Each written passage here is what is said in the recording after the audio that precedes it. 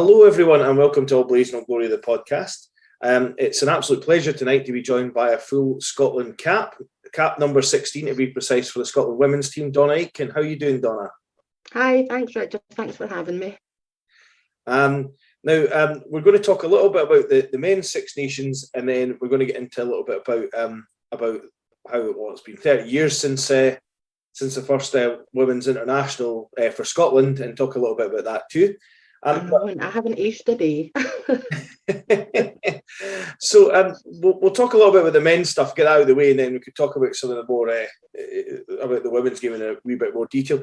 What did you make of the men's Six Nations this year, and how were you pleased with what Scotland did, or a little disappointed? In parts, I think overall we've still not played a full 80. I don't think. I think the first two games, certainly against England and France, we only really turned up in the second half. England and Wales, we only really turned up in the second half. I've still not seen that full performance from us, and it can be quite frustrating because there's an abundance of talent in the team, and you can see that. And when they're on point, they're such a good team to watch. But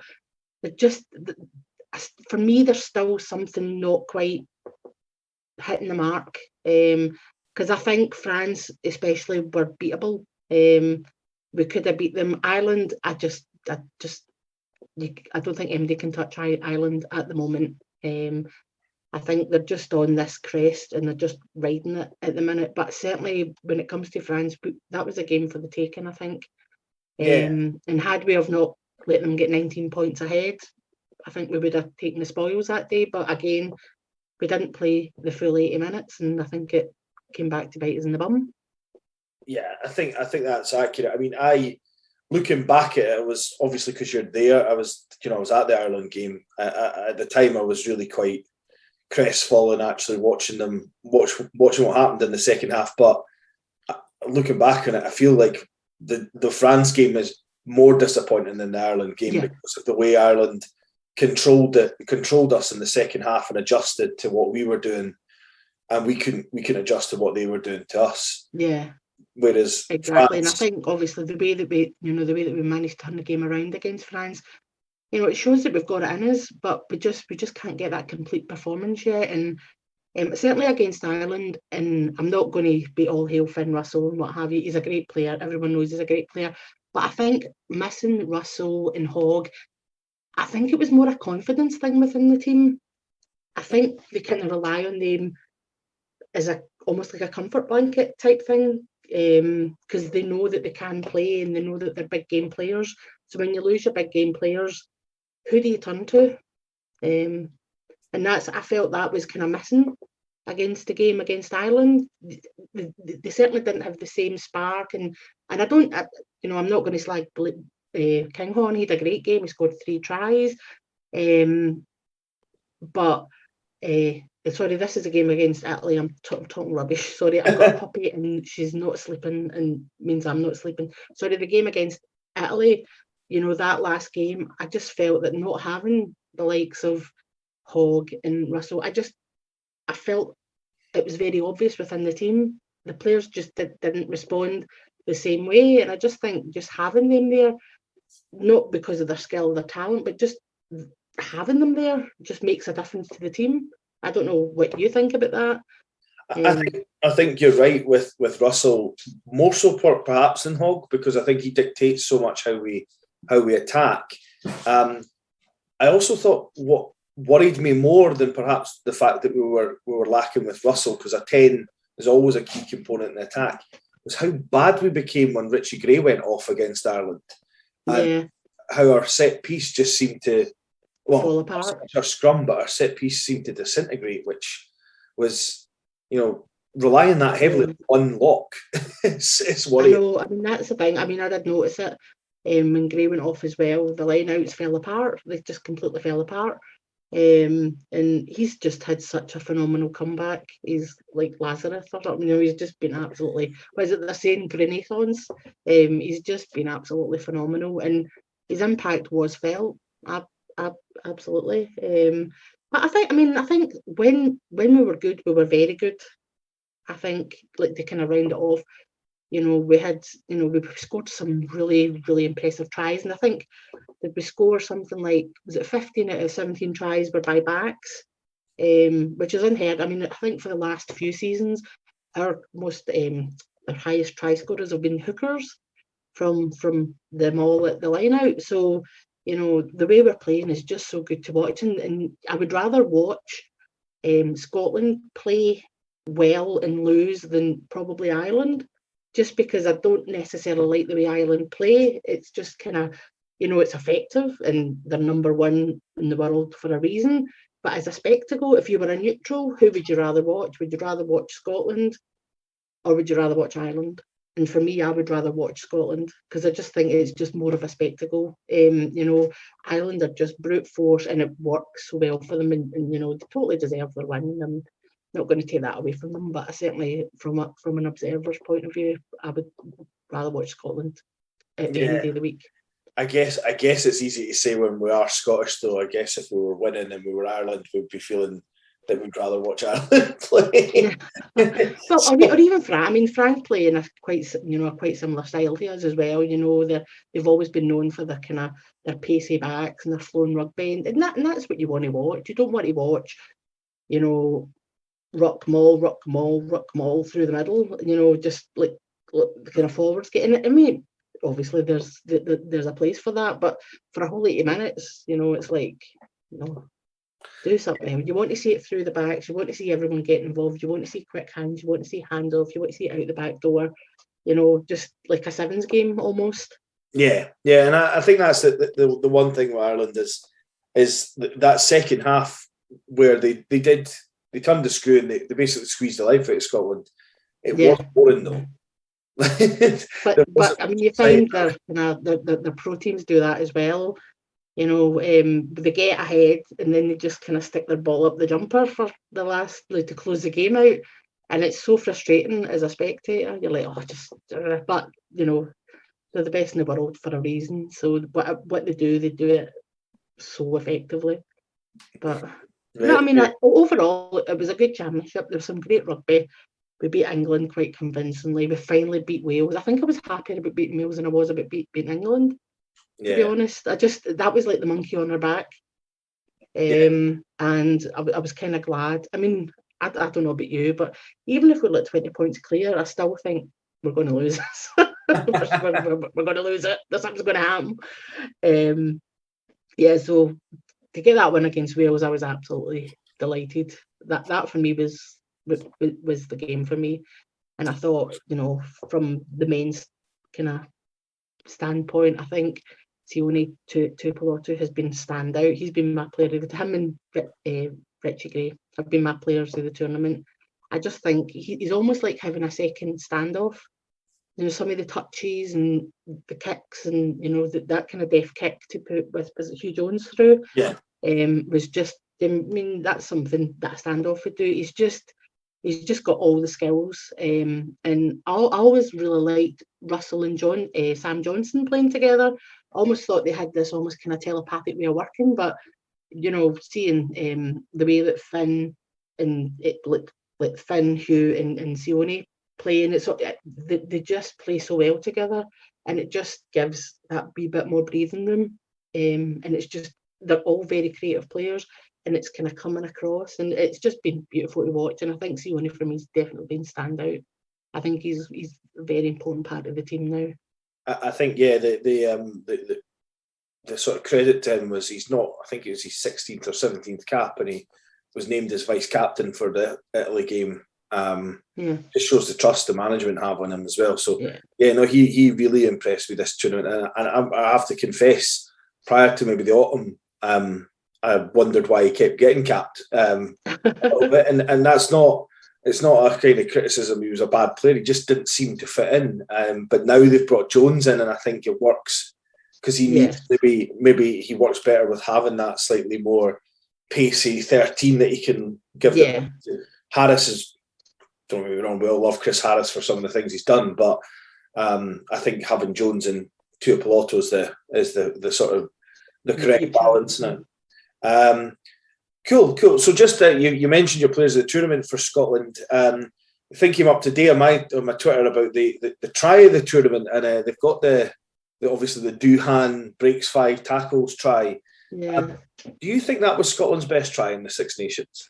I actually preferred the one he scored against Italy, to get that down when he was like 10 feet in the air and not get into touch. I just thought that took some, just some acrobatic skill and some core strength just to be able to position his body.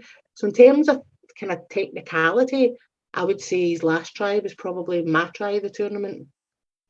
Obviously, that first try that first try that he done, it was very reminiscent of kind of Jonah Lumu back in the day, wasn't it? Just basically running over players, Mike Cat and whoever it was. And it was very kind of reminiscent of that. But I just felt, we still had so much to do for that second try, and the fact that he was able to get it down and, and still be, on the park and not in touch, I just felt that took a wee bit extra. Yeah, fair. That's it. And that the thing I think that makes that try that a little bit more special. I think if that's Darcy that's doing that, no one's giving him as much credit, just because of how big Duhan is. I think it's more if he managed to keep himself in the air for longer. I mean, I think the kind of 2 tries on Saturday, was it Saturday? Yeah, it was Saturday. I mean, that last try was phenomenal. The Kinghorn to Duhan back to Kinghorn again, and that was so audacious just to even attempt that, and it was phenomenal to watch. It was. The hands were great, and obviously as soon as Blair Kinghorn got the ball, the afterburners went on. He's got such a long stride, so nobody was going to catch him there. But the interplay between those two for that try was just phenomenal as well. Yeah. No, we've scored some. I was trying to, because he was coming, I was trying to watch them because it seems like such a long time ago. It was like, it feels like about 6 months ago. So I was going back to try and watch them, but my mum's travelling now, so I'm having to help her as well. But it was the tries that we scored were phenomenal. I'm glad that the backs are finally getting a look in. It's about time. And they got their paycheck. We've got very, very talented backs. But just one thing, I suppose that every podcast will be touching on this reviewing Scotland, but this sort of as they call it, the Blair Switch project. Do you think that I thought the boys looked nervous on Saturday, and obviously now they're more plugged into social media and stuff. Do you think this constant barrage of Blair Kinghorn's not good enough, it affects their confidence? I think it's got to penetrate. I think it's got to, unless he stays away from unless they all stay away from social media, which we know doesn't happen. He is good enough. I mean, that's the thing. He is good enough. He's a world-class player.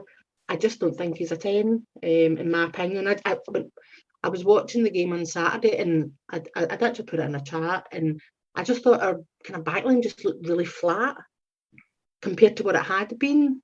And I was like, is that deliberate, or is that just the way it is now? Because obviously we've got a different 10.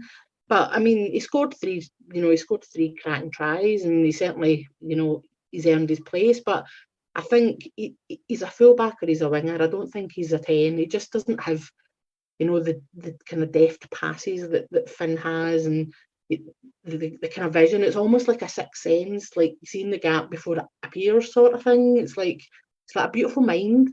He just sees this coming before and he knows where to place it. And you've either got that or you don't. And I don't think Blair's got that. I think he's talented in different ways. I mean, Finn Russell couldn't have scored that last try against Italy. So, I mean, I think the thing for me about Blair, his 3 tries were all very good, but his first one was almost like a winger coming in on a cheat line. I mean, they were all kind of, that's the thing. They were all kind of pacey backline tries. They weren't a 10 try, if that makes sense. But part of me does think, we were camped in Italy 2022 for, I think it was about 20 minutes, and I thought, and we didn't do it. And as soon as I tweeted that, we scored, but just to make a liar out of me. But I honestly think had Wales had Finn there, we would have scored a lot earlier than when we did. I think he would have seen something or done something, and we got to try eventually, but I just think that had we have had Finn there, we probably would have got it a bit earlier, maybe 1 or 2. I think we probably would have closed the game off at half time, but yeah, and I think we'll never know. We'll never know. Yeah. But I mean, I don't think it's fair to criticise Blair Kingham because he is a phenomenal player and he deserves his place in the team. Is kind of full back, or I mean, Hogg's not going to be there forever. Hogg's 30 now. He's not going to be first choice from the next 5-10 years. I very much doubt. So I think there's an opportunity because he is his best at fullback. That's his position. So why it's like trying to put a square peg in a round hole, I think, at the minute, because they want him in the team, and understandably so, because he's too good a player not to have in the team. But it's just, where does it go? Yeah, I think the thing that we need to remember is he's not selected himself there. Yeah, exactly. I mean, he wants to play for his country. God, I'd have played fullback if I got a cap. It'd be terrible, but I'd have gave it a go. If they said, right, you can play for Scotland, I'd be like, right, put me on as a winger or a scrum half or something. But thankfully not. Well, I suppose that ties in nicely to the next thing we're going to talk about now. I think it was the Wales game, the original Scotland women's team from the first game were brought on the field at half time, and that it was 30 years ago, which amazes me still to this day that women's rugby in Scotland's so young. Now, you interestingly, as I was looking up to find out your stats and find out your cap number 16, you actually didn't play in the first game. You played in the second game, which suggests I played in the second game. Yeah, I didn't even know I played in the second game till very recently. That shows you how I was 17 when I first started. I was an idiot.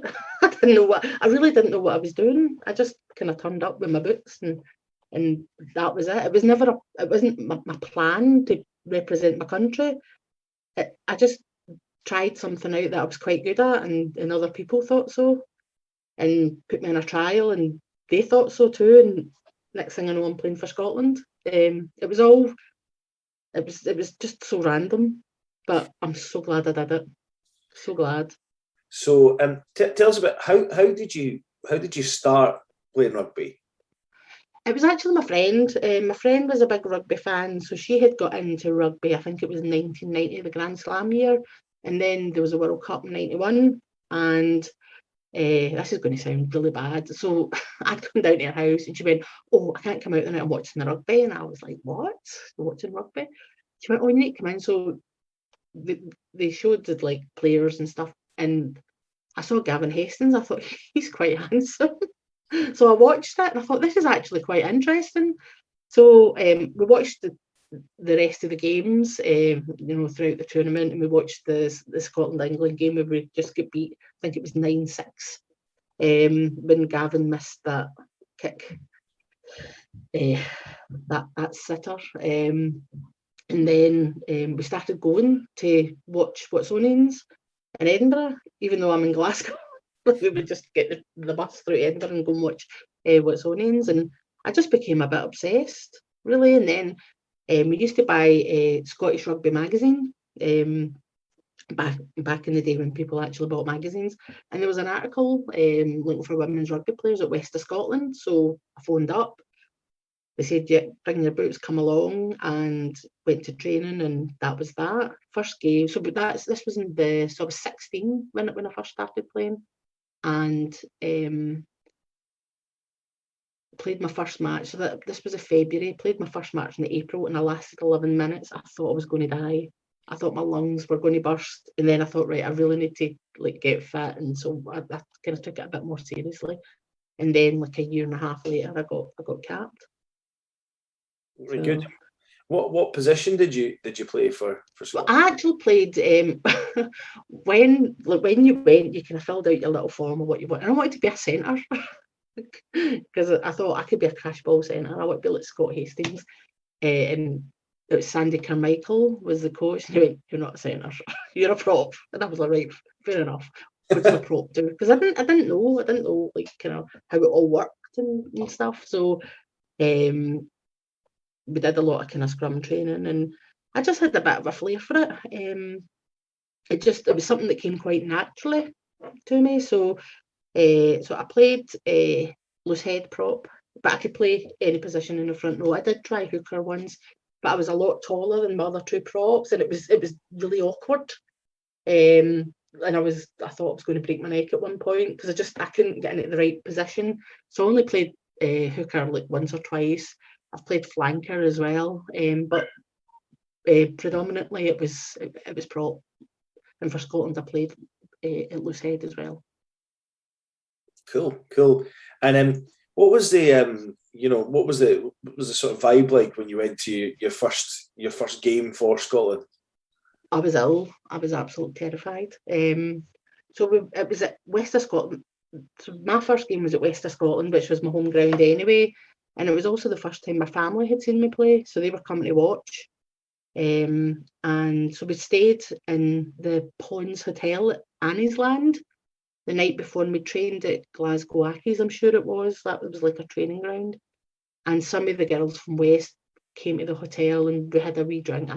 Not alcohol for me, but they just came and tried to kind of calm me down. And then the day of the match, I was sick as a dog. I was so sick. I just felt ill, just with nerves. But it was good because it was a big deal, and if I think had you not have been nervous, it obviously didn't mean much. But yeah, so it just seemed to go in a flash. We lost, but not by much. And I felt I had quite a good game. I certainly got the better of my opposition anyway. So from my own perspective, I felt I played quite well, and we had a meal and that afterwards, as you do. But it just went by in a flash. It was like blink and you miss it, and like try to remember it now, 30 years on, and I have to really kind of concentrate to try and kind of bring back the memories of it.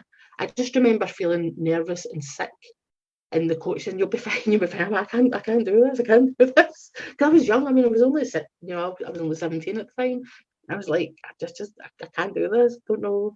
And my parents were there, and I was like, what if I'm rubbish, or what if so it was just all these other kind of things. But no, it went. I felt I had a good game, and obviously the coaches thought so because they brought me in for the World Cup in the April. We went to Belfast in the February for a friendly against Ireland as a kind of pre-World Cup warm-up, and then obviously the World Cup in the April '94, which was supposed to be in Holland, and they pulled out at the 11th hour, and we ended up holding it in Scotland. Cool. So, and what was the World Cup like? Because I've heard stories, and I don't know how accurate they were because I've not lived them, but the first Women's World Cup was almost self-funded by everyone. And yep, the first World Cup was put together by some of the players in the Scotland team because the SRU didn't recognise us. We all had to pay, I think it was £400 to participate. So we all had to pay £400, and that covered coaches, accommodation. We got sponsorship for our tracksuits and our strips, and yeah, it was we all had to pay to represent our country, which is crazy when you think about it now. But yeah, that was all true, and we did make a profit, and we did get some of it back. Like the players did get some of it back, because of we managed to sell quite a lot of tickets. But not, it was still, we still had to kind of cough up front. And we stayed for the first week. We stayed at Cramond at Heriot-Watt University in student digs. Very nice. And yep, in the second week we stayed at a hotel in the middle of the grass market next to a pub, which wasn't the best idea.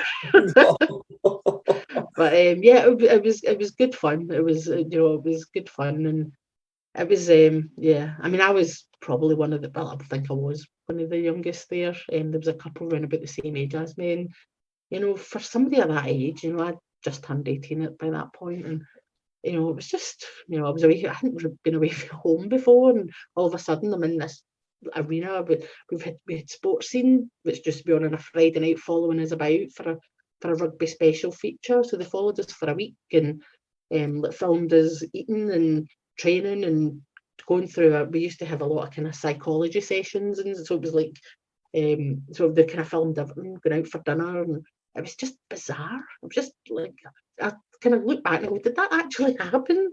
And like you bump into Dougie Donnelly in the bank and they'd be like, oh, hello, how you doing? And I'm like, my God, that's like Dougie Donnelly recognises me, It's like celebrity fame. Cool. But yeah, it was special, and I mean I was so young and I was really, really shy when I was younger, so I didn't get as much out of it as if I was to go in now, obviously with the fitness and that I had back then, but the confidence I had now, I would have got so much more out of it. I was too young and too scared, I think, to kind of appreciate everything that was happening round about me. I did feel a bit like a duck out of water as well, Everyone was like working and they were all older, and I was at college and I had no money. And, it was just, they were all like working in IT, and they just seemed very grown up. And I'm just this wee student sitting my hires at college because I flunked out of school. So it just felt, I wish I could go back and do it again. But with the kind of confidence that I've got now, I think it would have been carnage. No, but in a good way. I played at the tail end of when I started playing. It was the early noughties, and Right. I played at the tail end of the cotton shirt era. What was it like in those rainy days? Those cotton shirts trying to play for Scotland. Yeah, the cotton shirt. I mean, to be honest, I loved them because they kept you warm. But yeah, we when we played for West, we got the men's cast-offs, like the old, like seasons before shirts.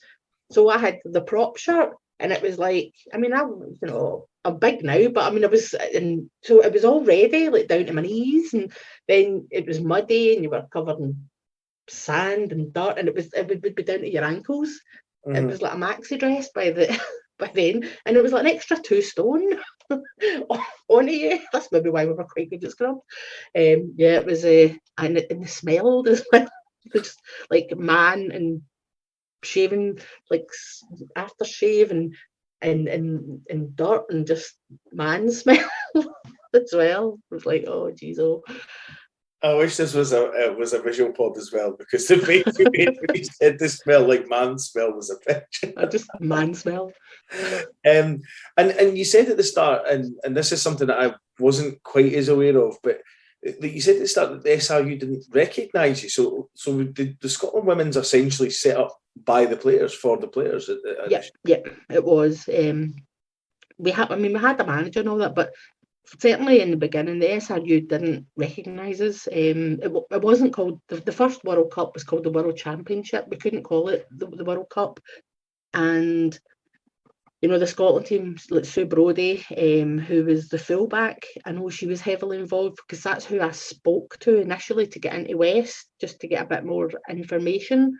And she turned out to be the fullback in Barackies, and she was also the Scotland fullback. So it was just women that liked rugby, and they set up this national team, and then they, a kind of players committee. When Holland had pulled out, they basically staged the whole World Cup in Scotland in '94. They spoke to Burramuir, they spoke to Accies. I think where was the I think the final was in Meggetland. I'm sure. I might be wrong. But we went to like Gala Melrose as well. We had a game down there. So we were kind of all over. So they just spoke to all the local kind of rugby clubs like Edinburgh and kind of further south towards the borders, and they said yes, they'll host it. So that's what we did. And I'm so glad they did, because it was amazing. I'm sure we had Kazakhstan come over, and just all these countries that you wouldn't necessarily think played rugby. But yeah, it was good times, and we got a lot of, let's say, we had Sports Scene following us about, so there was a lot of publicity. There was a real buzz. There was lots of articles. John Beattie was quite supportive. I think he was good friends with Sandy Carmichael, so he was always at West, kind of doing his thing. And so there was a lot of support and a lot of buzz. in those days, and thankfully it kind of died away a wee bit, kind of early noughties, and then it's definitely ramped up again. The exposure. Obviously, you seen the World Cup final in New Zealand, and it was like full capacity. And it was on, the red button, and you could watch it here, and it's good. It's definitely going in the right way. It kind of stalled a bit, but I definitely think it's taken off again. Yeah. Now, what was your career highlights playing for Scotland? How many caps did you get? Because that was one thing I couldn't find. I remember. 8, I think. 8, I think. I hurt my knee, and then I found boys, so that kind of. Boys. Yeah, I hurt my knee. I damaged my cruciate ligament, and then I had a relationship, and it just didn't seem that important to me anymore. And it's the one thing I regret more than anything else is I should have just stuck at it. But I was young, and I think as well, because I did start so young, I didn't do the clubbing thing. I didn't, because I was we trained on a Friday and we played on a Sunday, so I couldn't go out at weekends. I didn't go out at weekends. I didn't do all that. So when I got injured, I did start doing all that, and I quite liked it. And as I said, I completely regret it, but it was an experience. My personal highlight was playing against England in the World Cup at Megatland. Again, my folks had came to watch me, and there was something like 5,000 or 6,000 people had come to watch, which Megatland at that time was quite small. And so we all lined up and we had the anthems, and I just started crying like in the lineup. I was just so proud and so overwhelmed, and it was just a really special moment. And we got beat, but we played. I mean, England were kind of number one at that point. We got beat. I think it was 24-0, which sounds a lot, but we gave them a game, and I totally destroyed my opposition in the scrum. Back then we could do things like pop them out and wheel the scrum and bring the arm down and stuff, and you could get away with it. So I just I had a great game that game, and it was just. And then there was a fight on the touchline by some supporters as well. There was a brawl in the game. It was just very, it was very surreal. But it was April, and it was really sunny night. It was a really nice night, and it was just really kind of special. And although we didn't win, it kind of felt a wee bit like we did. It didn't feel. I think we thought we were going to get hammered, and we didn't. We gave them a game, and and I think for a lot of us, we thought, what, we're actually not too bad, but we're not half bad, because England had a few years on us. We'd only had like 3 games under our belt, so to be that close, it was pretty special. Yeah, that is special, and it's great to hear how it began in a way. Although it's sad in a way as well that it wasn't maybe picked up and supported in the same way as perhaps if it had been a male sport, it would have been. But moving on today, you said things are getting a bit better, and we're just a few days away from Scotland kicking off their, I hate to say it, TikTok Six Nations campaign. Oh, I know. Who are the players to look out for in the Scotland team, and how do you think Scotland? There's a new girl that's played that I'd seen before. I think her name. Hold on, I've written it down because my memory's shocking. It is Erin Foley. She plays flanker. She plays number 6, and I think she's been called up to the squad, so I think she's definitely one to watch. She's quite young. And obviously Jade Conkle's been included, which I was really surprised at. Everyone knows how good Jade is, but she just underwent ankle surgery like a month ago. So I don't know how much she'll feature, but I always really like watching Lana Skeldon, the hooker. When my daughter played for a while, and she got to line up with the Scottish women back in, was it 2015, 2016, at the Six Nations opener, and we met Lana, and she was goal kicker, and she was phenomenal. I was like, this is a hooker, and she was absolutely phenomenal, and she was very encouraging to Morn, and I always kind of remembered that. But she is just a phenomenal player, but I think Erin Foley definitely one to look out for. And I've had a wee look. There's actually a girl called Cilicia, I think her name is, Tia Piloto, and her dad is Sione Tuipulotu, but not our Sione Tuipulotu. He's a Tongan international, and she's related to Faletau and the Vinapola brothers. And she came on against Wales out of position last season, but she's in the squad now for this year, and I think she's going to be phenomenal. She's a unit. So she's a second row, and I'm sure she played centre when she came on at the last game, at the last Six Nations, and I think she's going to be one to watch as well. Because I just caught the name and I thought, oh, I wonder if but she's not. But she is. She does have some kind of rugby blood in her anyway, certainly. But yeah, I think it's going to be good. I don't see anybody touching England. But we've got, is it 25 professional contracts now? Annual contracts. So hopefully that'll make a bit of a difference. I mean, we always seem to finish last, but it's never been really that much of a difference between us and Ireland. So I'm kind of hoping this year might be our year to not finish last. Well, if we could beat them on Super Saturday, that would be oh no, it's not Super Saturday. It's Italy on Super Saturday. We could beat if we beat them at home. That would maybe, make us 1-1 in the senior series for the year. So that would be quite. Yeah. I watch the games now, and I think there's no way I would get a game today. Well, obviously not today, but like if I was back then, but playing the skills are phenomenal. It's so much more professional now. But I mean, I'm hoping that we do well. Obviously, to get to the World Cup, that was the first time I think for us, other than the one that we set up back in the summer there. And I just think that they're going in the right direction. And I think having the professional contracts now will make a difference.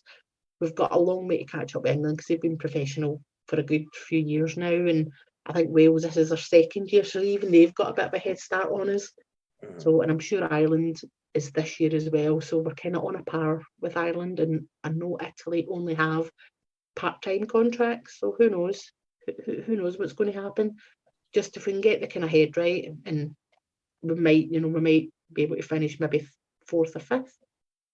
Obviously, I would like us to finish higher, but I think France are really strong, and I think Wales done really well in the World Cup as well. So I think I see them finishing 3rd, and then probably France finishing 2nd. But I'm really happy to be proved wrong. Yeah, one of the things is I noticed this year, and I think it is a new thing. Maybe it was last year as well, but they've moved the Women's Six Nations back to sort of follow on. Yeah. This one. Do you think that's a good move, and why? I suppose they're maybe wanting to see how much of it was because they always used to piggyback the women's game with the under-20s game. So I suppose if you're wanting to see how the game's grown, how many people are there for the under-20s, how many people are there for the women. So I suppose giving them their own audience it's going to be a good marker to see how popular it's getting or not. Hopefully, yeah. And I think it needs its own audience to grow. And hopefully this will. And I know I personally think it's a good thing.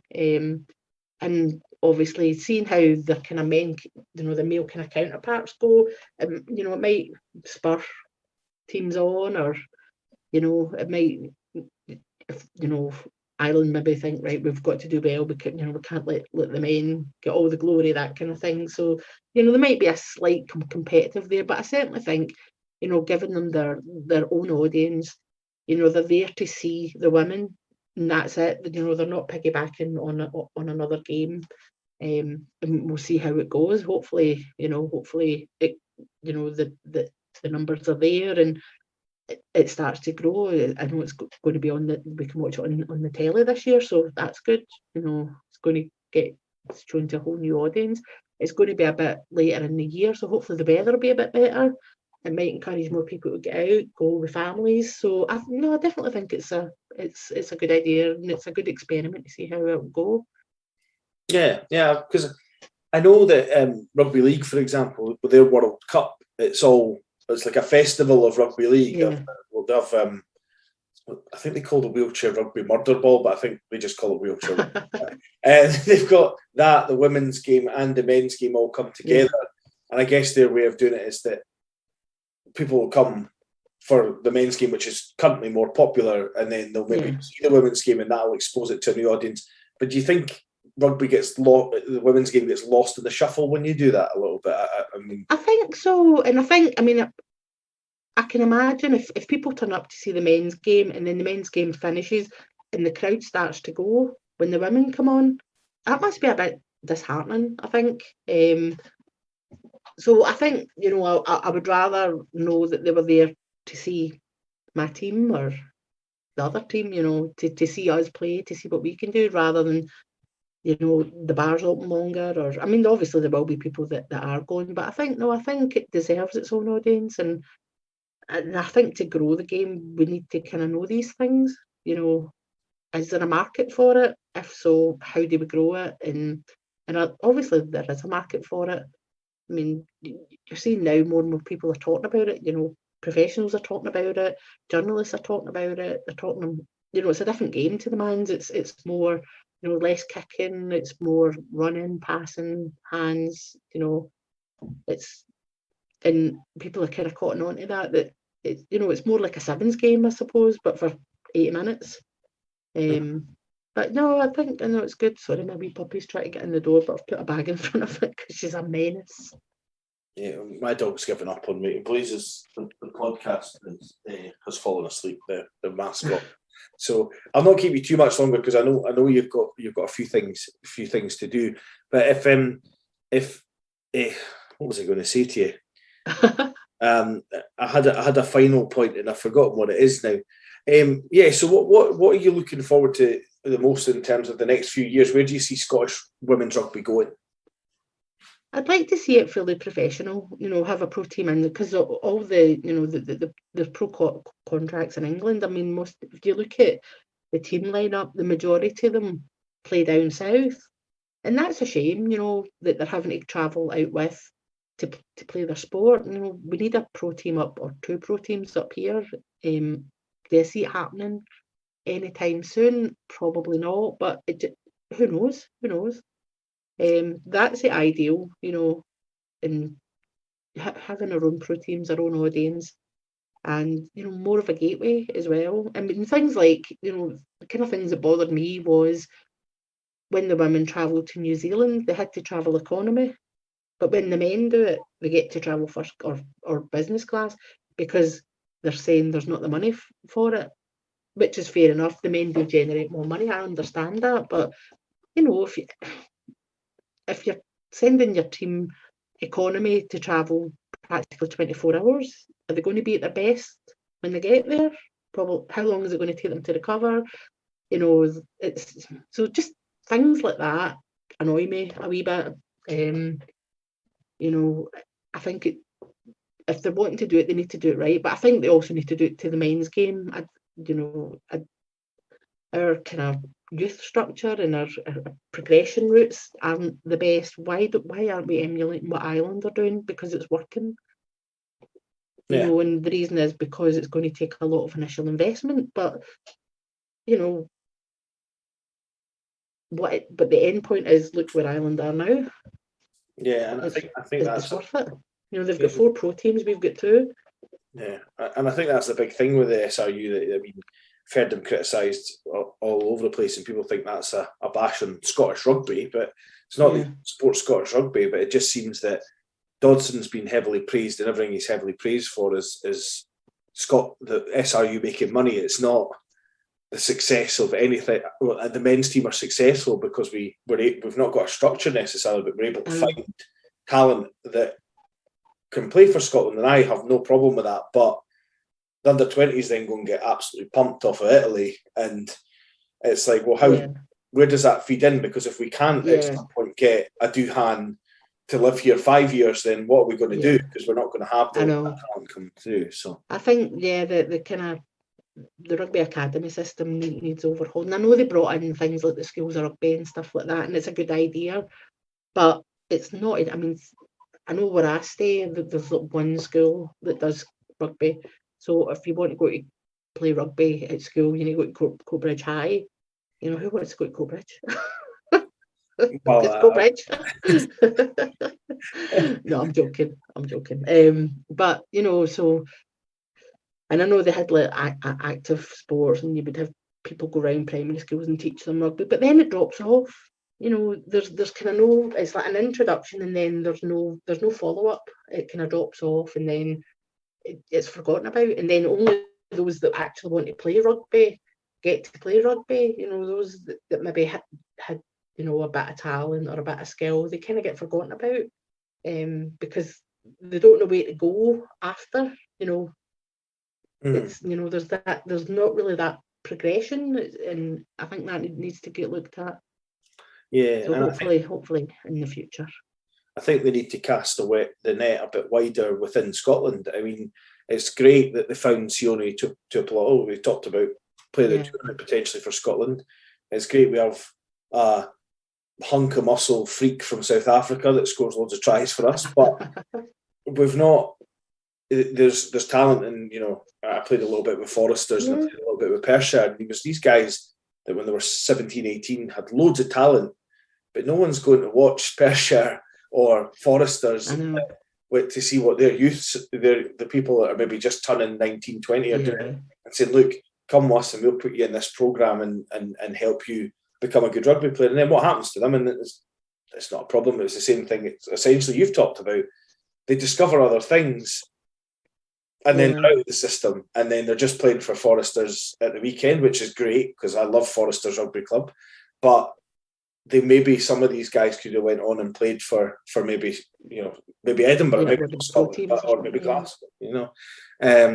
So yeah, it's I think that's the one thing. It's frustrating because, you know, I think in Scotland as well, rugby's still got a bit of a reputation, and it's like a posh boys game, and it really isn't. I mean, you know, it has moved away from that a lot. I mean, there is still an element of that, but you know, you had Rory Hughes and all that came through. I mean, he was just a guy for Castlemilk that just happened to like rugby. He wasn't, you know, he was just a working class lad.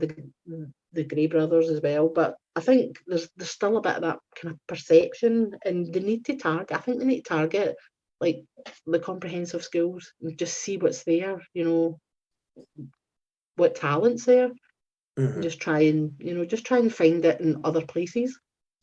Yeah, 100%. I think that's exactly what they need to do with both men's and women's games. And then they'll build strength from within as well as finding these other players. I mean, I'm never going to be upset that they found Duhan, or never going to be upset they found Nell's probably my favourite player of all time for Scotland, just for so many reasons. Not because he's the greatest to ever play for Scotland, just because our scrum was terrible before Nell. So that's it's been great having you on, and thanks so much for giving up your time to do this. Not a problem. I've really enjoyed it. Your career in rugby and stuff. It makes me smile, actually. Think about it. It makes me smile, and I think, God, I've done that. And you know, it's not many people can say that, so it's pretty special. Definitely. Yeah. And you're on the roll of honour because I checked it. So I'm there. I'm there. So is there anyone you want to give a big shout out to before we? Probably just my daughter, Morton. I'm hoping she gets back into it. She had a very good rugby brain, but again, pretty similar to myself. She just got to an age and she just got a bit self-conscious. And my friend Karen Patterson, who actually got me into rugby in the first place, so it's kind of all her fault, really. She hadn't showed me a picture of Gavin Hastings. None of this would have happened. Well, there you have it. Scotland's pin-up of the 90s, Gavin Hastings, led to this incredible rugby journey. I know. It's all Gavin Hastings' fault. Just as well, it wasn't, just as well she didn't show you Toonie or something. You might have decided not to play at all. But so thanks so much for coming on. I've really enjoyed chatting to you, and I'll get this out, and I look forward to. Hope everyone's enjoyed it, because I have. And go along, catch the women's game, follow them on TikTok, and check them out on TV now, because it's all there at your fingertips. Don't be shy. I think after the Six Nations, you should just be wanting more. Cheers.